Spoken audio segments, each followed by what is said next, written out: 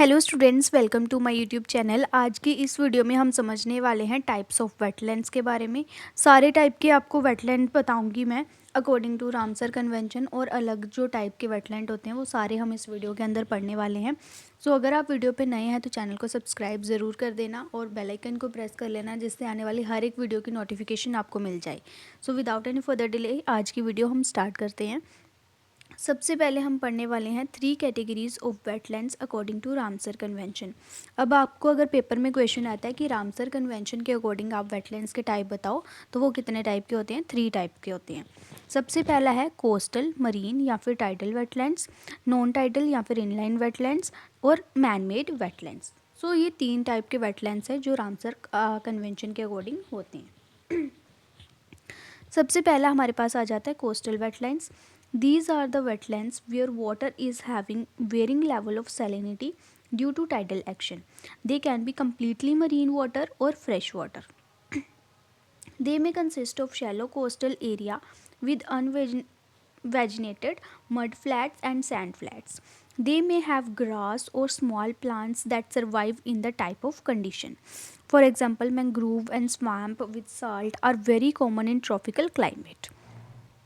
Other than that, we have coral reefs. They may consist of intertidal forest areas or saline lagoons. For example, lagoon. What is lagoon? Lagoon is a piece of land enclosed in water body. Rocky marina shores line are also included. Sea cliffs are involved in it.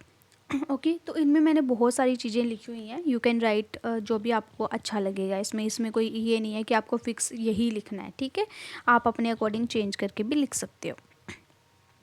Next आ गया non tidal wetlands. These are common in flood plains along river and stream. For example riparian wetlands हो गया। ये जो wetland है it is a combination of water and land, ठीक है। For example पोथोल्स, ठीक है। सॉरी। नेक्स्ट आ गया they are low land area with the ground water in step the soil surface leading to the sufficient saturation of the soil. Next है man made. Man made का आपको पता चल रहा है इसके नाम से ही कि ये जो ह्यूमन वगैरह बनाए, ह्यूमन ने जो वेटलैंड्स क्रिएट करे हैं, जो बनाए हैं, उसको हम क्या बोलेंगे? Man made wetlands. Wetlands prepared by human formed as per the demand of requirement. जो भी डिमांड्स थी, जहाँ रिक्वायरमेंट थी उसके अकॉर्डिंग वेटलैंड बनाए गए हैं। It includes ponds, farm ponds, stock ponds, small tanks etcetera for human needs like irrigation के लिए या फिर प्रिवेंशन ऑफ फ्लडिंग, उसके लिए भी मैन मेड वेटलैंड्स बनाए जा सकते हैं। May be source of electricity production, for example dam हो गया, रिजर्वायर हो गया। These wetlands may be an area of water waste treatment plants. One of the largest man made wetlands कौन सा है? हैदरपुर वेटलैंड है, जो कि उत्तर प्रदेश में प्रेजेंट है। कहाँ पे प्रेजेंट है? उत्तर प्रदेश में। Wait, yes. सो क्या है? It was designated at the 47th Ramsar site in India. These are highly intensively managed and they can be great meadow. So ये जो 3 टाइप हैं ये अकॉर्डिंग टू रामसर कन्वेंशन है। अगर आपको पेपर में आ जाता है कि रामसर कन्वेंशन के अकॉर्डिंग बताओ, तो आपने सिर्फ 3 ही उसके क्लासिफिकेशन लिखनी है। लेकिन अगर आपको रामसर कन्वेंशन का नाम नहीं आता, सिंपली वो पूछते हैं कि टाइप्स ऑफ वेटलैंड्स बताओ, तो आप कोई भी लिख सकते हो। नेक्स्ट हम पढ़ने वाले हैं wetlands can be classified on the basis of vegetation, area, origin etcetera. सबसे पहला इसमें आ जाता है ग्लेशियर वेटलैंड्स। अब glacier wetlands are formed due to the action of glacier such as damming of rivers, scoring of valley, U shaped valley are resulted due to the glacier downhill movement. अब ये जो मैंने bracket में लिखा है ये आपने पेपर में नहीं लिखना है, ये सिर्फ अंडरस्टैंडिंग के लिए है, जो कि मैं आपको अभी समझा देती हूँ, ठीक है। ये जो ब्रैकेट में मैंने लिखा है ना, ये आपको पेपर में नहीं लिखना। अब ग्लेशियर वेटलैंड्स क्या होते हैं?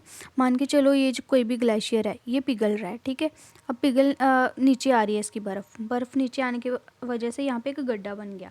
अब इस गड्ढे में क्या हुआ? बर्फ़ जो एक्यूमुलेट हो गई, उसका ढेर यहाँ पे लग गया।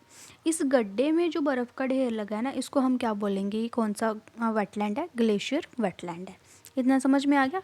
तो मैंने ब्रैकेट में यही सारी चीज़ें एक्सप्लेन करी हुई हैं। आपने लिखना कैसे है पेपर में? Due to earth's gravitational pull, so these glacier produced or create large pit or depression on the flood plain covered with thick slush like layer of ice.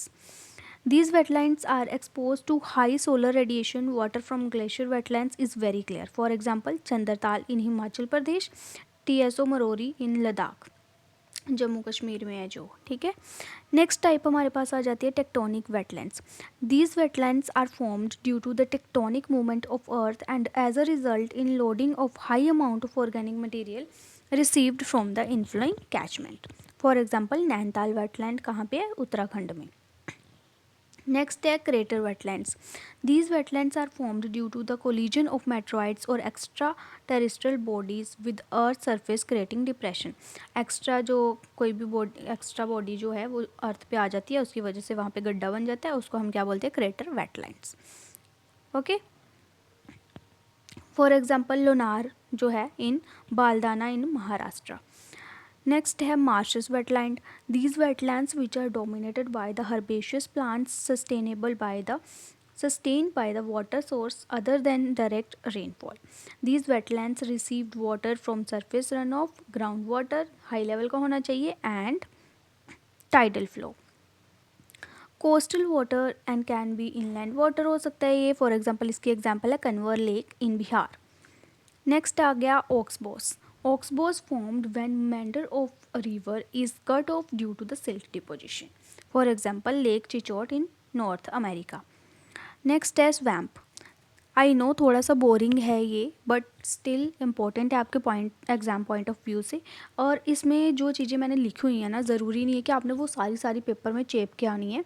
आप थोड़ी भी लिखोगे इसका मीनिंग लिख दोगे जस्ट कि ये होता क्या है, और उसकी एग्जाम्पल लिख दोगे तो भी आपको मार्क्स अच्छे खासे मिल जाएंगे। स्वैम्प्स क्या होती है? These are dominated by the trees, poor drainage and sufficient water supply to keep the water logs result in water logging. These are the area occupied by the tree. ठीक है, इसमें trees present होते हैं mainly, ये आपने याद रखना है। और उसके बाद अगर बात करूँ तो सुंदरबन वेस्ट बंगाल में, which spread across India and Bangladesh. Next आ गया food plan. These wetlands formed by overflow of a river or stream or nearby land. For example, Yamuna floodplain which is formed by the overflow of Yamuna in Uttar Pradesh. तो ये आप इसके example लिख सकते हो। Next आ गया fens. Wetland characterized by the peaty soil और dominated by the grass, reeds and सेजेस, उसको हम क्या बोलते हैं? फेंस। मोर टॉलरेंट होते हैं सैलिनिटी से ये। These are low land area covered wholly और पार्शली विद वाटर। ये पूरे कवर्ड हो सकते हैं वाटर के थ्रू, या फिर थोड़े कम भी कवर्ड हो सकते हैं। These are not located in India. ये इंडिया के बाहर पाए जाते हैं। कहाँ पे? नीदरलैंड में है ये, और ये वहाँ का नेशनल पार्क है जिसको हम वेटलैंड बोलते हैं। ठीक है। नेक्स्ट आ गया बॉग्स। These are the wetlands that accumulate peats as a deposition of dead plant material, often mosses, typically Siphangum moss. ठीक है, तो जो डेड प्लांट मटेरियल होता है उसको जो एक्यूमुलेट करता है पीट को, उसको हम क्या बोलते हैं? Bog. They have high amount of peat. इसमें पीट बहुत ज़्यादा अमाउंट में होती है। They are alkaline, they have low nutrients, they have high water table level in which high water logging capacity and having low oxygen level. Water logging capacity उसमें ज़्यादा होती है और ऑक्सीजन का लेवल कम होता है। For example peatland in China. Next आ गया इस्चुरीज।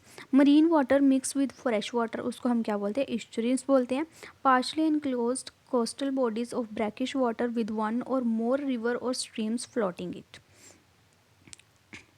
बस 2-3 पेज और हैं, उसके बाद हम एंड करेंगे। Estuaries from the transition zone between river environment, ये रिवर लिखा हुआ है मैंने, ठीक है, environment and maritime environment. For example Chilka wetland in Odisha. Next आ गया बैक वाटर। बैक वाटर से आपको समझ में आ रही हैं चीज़ें? Wetlands which are formed when in flowing river water is blocked by the flowing water और opposite current. For example Malabar coast in Kerala. Next आ गया मड फ्लैट। मड फ्लैट से आपको नाम से ही पता चल रही है, कुछ चीज़ें तो ऐसी हैं जो कि नाम से ही पता चल रही हैं। ठीक है, मड का मतलब क्या होता है? कीचड़। फ्लैट का मतलब क्या होता है? फ्लैट सरफेस, आपने सुना होगा। These are also known as tidal flats और फ्रेश वाटर फ्लैट्स।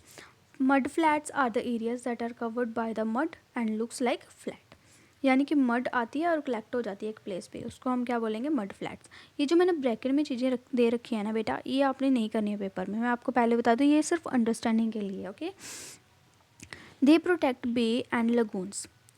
अब बेस और गल्फ़ में क्या डिफरेंस है ये भी हम देख लेते हैं। ये भी कई बार शॉर्ट आंसर टाइप क्वेश्चन आ जाता है पेपर में 2 या 3 मार्क्स में। ओके, सबसे पहले ये जो पॉइंट मैंने लिखे हैं ये बेस के हैं और ये गल्फ़ के हैं। अब bay that has a wider mouth, bay जो होता है ना उसका माउथ क्या होता है, बड़ा होता है। फॉर एग्जांपल ये मैं अगर बनाऊँ तो ये, एक मिनट, ये मैंने क्या बना दिया, ये बना दिया बे। इसका ये जो माउथ है ये बड़ा है ना, इसका एरिया ज़्यादा है।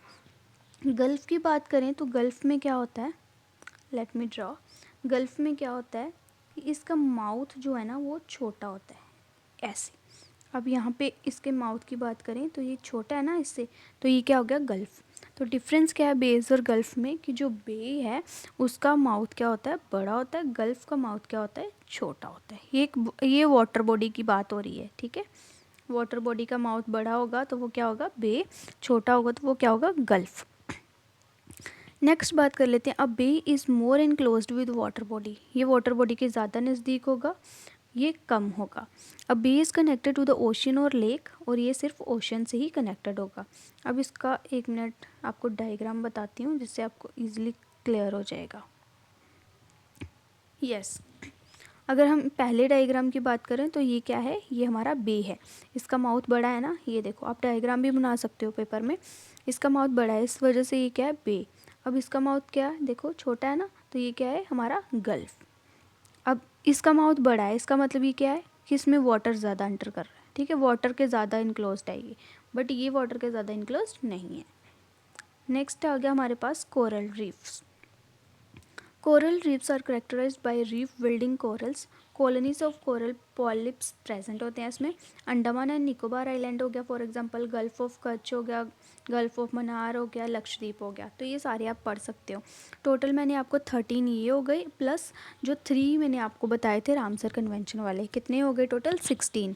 तो 16 में से अगर आपको जनरल क्वेश्चन आता है कि हाँ आप हमें ये बताओ टाइप्स ऑफ जो वेटलैंड्स है वो कितने, जर्नल बताओ, तो आप जर्नल में से आप कोई भी लिख सकते हो। मतलब 13 है ना, 13 में से आप कोई भी लिख सकते हो। लेकिन अगर आपको पर्टिकुलरली उन्होंने पूछा है कि आप टाइप्स ऑफ वेटलैंड बताओ अकॉर्डिंग टू रामसर कन्वेंशन, तो आपने पहले वो 3 वाले लिखने हैं, ठीक है।